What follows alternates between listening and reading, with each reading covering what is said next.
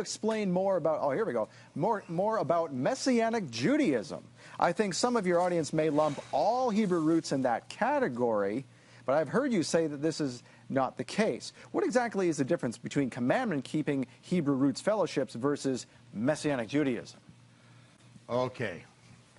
Messianic Judaism is really kind of an identity cult. It's people that are Jewish, that they want to maintain their identity as far as being Jewish. And so what they do is, instead of really doing what Yahshua said to do, they take on the trappings of Phariseeism, but just for show. Mm-hmm. You know, they'll have a big conference, and they'll wear their kippahs and they'll wear their prayer shawls. But then afterward, they'll take the kippah off and they'll eat a ham sandwich, you know, right after the conference is over. And I know these people. I know that's what they do, okay? And so the Orthodox really don't like them because they know that they're playing a game. They're trying to make people think that they're really part of Judaism, but Judaism is ancient Phariseeism. This is what Yahshua said, and it's all of their doctrine is based on fraud. And it's a fraud that's promulgated in the King James Version of the Bible.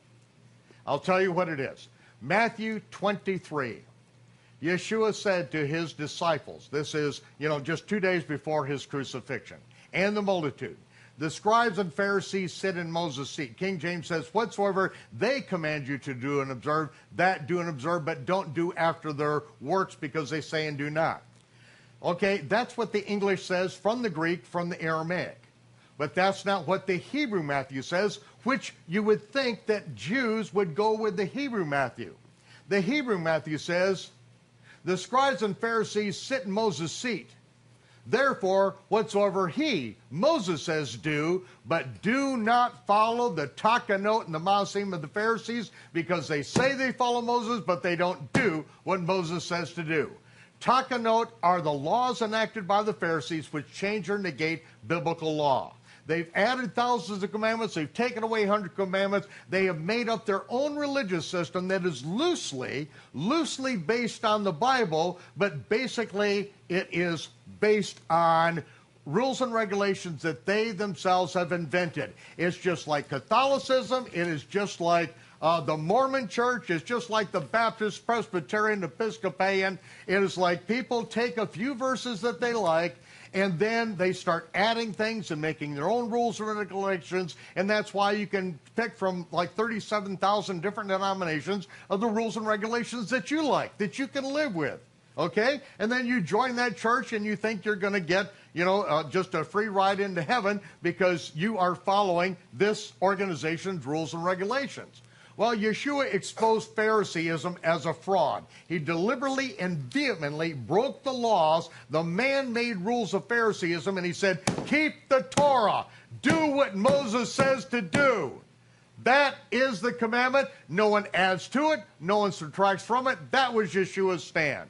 Phariseeism is a fraud, just like every Christian denomination that adds or subtracts commandments. That's how you know you've got a fraud, ladies and gentlemen. And if people want to have, you know, their own brand of what they call Messianic Judaism, it's nonsense. Judaism is ancient Phariseeism. Yeshua said, don't do it. But they told Messianic Judaism, how can there be a Messianic version of what Yeshua said, don't do? It's an oxymoron. It is pure idiocy. But yet it makes these people feel still Jewish. And these people have actually gone to the Pope because they want the Pope to recognize them as a legitimate form of Judaism. I'll tell you, if I ever go to the Pope and ask him to recognize me, put a bullet in my head before I get to the Vatican. Put me out of my sick, twisted mind. I'm not going to ask the Pope to legitimize me. It's like asking him to legitimize Yeshua's real teaching. Ain't going to happen, people. So, follow the Torah the way Yeshua taught it, the way Yeshua lived it. He said, follow me. That means you put your feet in the footsteps of him. That's what it means to follow him. Do what he did. That's what follow me means. None of this nonsense of making up your own rules and regulations. That's why I said most who come to me on the day of judgment will be told, take a hike I never